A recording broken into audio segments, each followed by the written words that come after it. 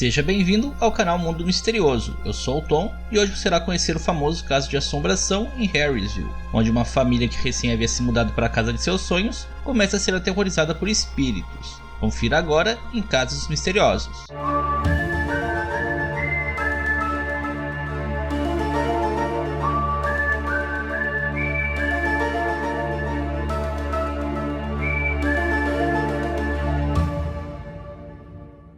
Esse caso teve início no ano de 1970, quando a família Perron, que era composta por Roger, Carolyn e suas 5 filhas, se mudaram para uma casa na zona rural de Harrysville, que fica no estado de Rhode Island, dos Estados Unidos.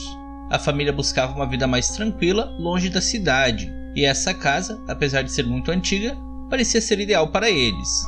Mas não demorou muito e a família começou a presenciar alguns fenômenos inofensivos, mas muito estranhos. Eles viam alguns espíritos que na maioria das vezes eram descritos com uma aparência opaca, aparentemente sólidos em sua aparência. Um deles aparecia de vez em quando cheirando flores, enquanto o outro gentilmente dava um beijo de boa noite nas meninas mais jovens enquanto elas estavam em suas camas prestes a dormirem. Já um outro espírito relatado era o de um jovem garoto que as meninas observavam movendo brinquedos pela sala sem ao menos tocar neles. Outro relato curioso era de uma presença supostamente feminina que de certa forma ajudava a família, pois quando eles ouviam alguns ruídos vindos da cozinha e eles iam verificar o que era, eles encontravam a vassoura fora do lugar e também uma pilha de poeira pronta para ser coletada e jogada no lixo, como se alguma entidade tivesse varrido o chão. Um outro espírito que também parecia ser inofensivo era o de um homem que as crianças apelidaram de Manny. Esse espírito aparecia de vez em quando observando as crianças enquanto elas brincavam, e ele estava sempre com um leve sorriso no rosto, mas sempre desaparecia quando alguém o olhava diretamente nos olhos. Acredita-se que esse espírito seria o de um antigo morador, chamado Johnny Arnold, que teria se enforcado no sótão da casa. Além desta morte incomum, muitas outras fizeram parte do passado da casa, que foi construída no ano de 1736 e abrigou mais de 8 gerações de famílias. As mortes que ocorreram no local foram desde enforcamentos, envenenamentos e afogamentos, há até relato de pessoas que morreram congeladas. Além disso, também houve um estupro seguido de assassinato de uma menina de apenas 11 anos, cujo culpado pelo crime jamais foi identificado. Agora, além das aparições fantasmagóricas, os Perrons também testemunharam outros fenômenos, como camas que levitavam, telefones que eram removidos do gancho quando alguém entrava nos cômodos e vários objetos que eram arremessados por conta própria pela casa. Algumas vezes, até mesmo cadeiras eram puxadas antes de alguém se sentar nelas, como se fosse alguma brincadeira feita por algum espírito. Mas nem todos os fenômenos na casa eram inofensivos. Dentre os muitos espíritos que habitavam a casa, também haviam alguns malévolos. Depois de algum tempo, as meninas começaram a afirmar que de vez em quando eram puxadas pelas pernas e pelos cabelos no meio da noite. Às vezes também ouviam batidas na porta da frente da casa com tanta força que a casa chegava a tremer.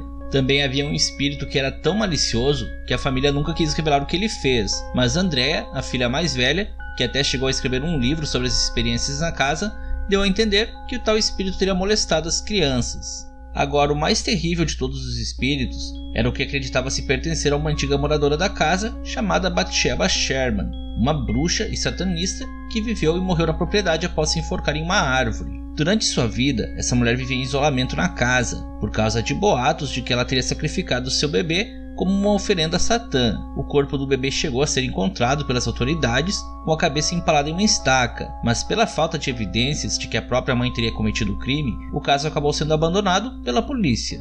Além deste bebê, acreditava-se que a mulher teria tido outros 3 filhos, e nenhum deles teria passado dos 4 anos de idade, e os filhos dela não teriam sido as únicas vítimas. A mulher também era acusada de maltratar brutalmente os seus criados. Quando ela morreu em 1885, o médico legista chegou a afirmar nunca ter visto nada parecido, pois o corpo dela parecia ter se petrificado de uma forma bem estranha. Agora, de volta no caso da família Perron, o espírito dessa mulher parecia ter inveja de Carolyn, pois esse espírito parecia cobiçar o seu marido Roger. Muitas vezes aparelhos na casa eram danificados e Roger então ia para o porão para os consertar, e ele sentia a presença do espírito que o tocava gentilmente em seu pescoço e nas suas costas. Uma certa vez, Carolyn acordou e encontrou uma aparição em seu quarto, que era a cabeça de uma mulher pendurada ao lado de um vestido, e ao mesmo tempo que ela olhava para a cabeça, ela ouviu uma voz dizendo para ir embora, pois senão ela seria expulsa através da morte e agonia.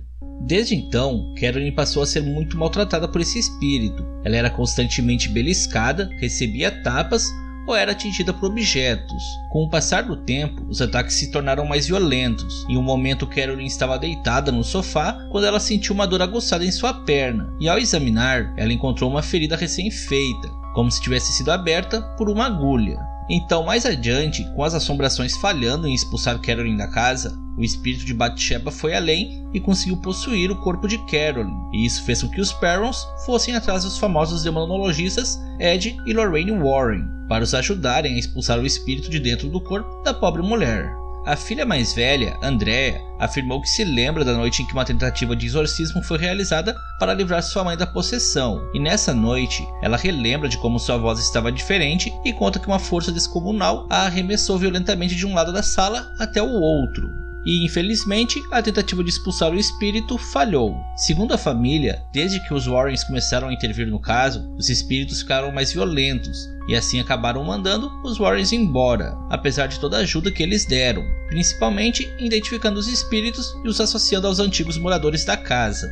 Como a família investiu todo o seu dinheiro na compra dessa casa, eles não estavam em condições de se mudarem imediatamente, e assim sendo, acabaram suportando todos os fenômenos paranormais na casa por mais 10 anos, até que eles finalmente conseguiram dinheiro suficiente para irem embora da propriedade. E curiosamente, os novos proprietários da casa também chegaram a reportar alguns dos fenômenos que a família Perron presenciou, como fortes batidas nas portas, sons estranhos e até mesmo reportaram terem visto uma luz azul que se movia pelos quartos, assim como uma espécie de névoa que aparecia flutuando pela casa. E felizmente, esses novos moradores não chegaram a reportar nenhum tipo de ataque violento vindo dos espíritos. Uma das teorias é de que os espíritos apenas se manifestavam de forma intensa perante famílias que não eram muito religiosas. Algo que fortalece essa teoria é o fato de que o único morador da casa que nunca havia reportado um fenômeno estranho foi um pastor que viveu na propriedade por algum tempo. E então, este foi o caso de assombração em Harrysville. Deixe nos comentários a sua opinião a respeito do caso, se inscreva no canal e nos siga nas redes sociais através dos links na descrição. E se gostou do vídeo, avalie e compartilhe com seus amigos, pois assim você estará mostrando seu apoio ao canal. Fique bem e até um próximo mistério.